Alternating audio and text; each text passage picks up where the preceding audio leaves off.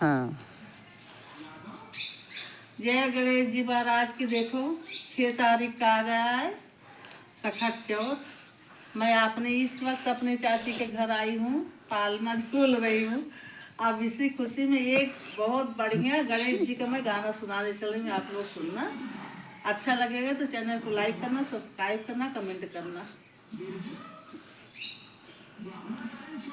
गजानंद कर दो बेड़ा पार, आज हमें तुम्हें मनाते हैं। गजानंद कर दो बेड़ा पार, आज हमें तुम्हें मनाते हैं।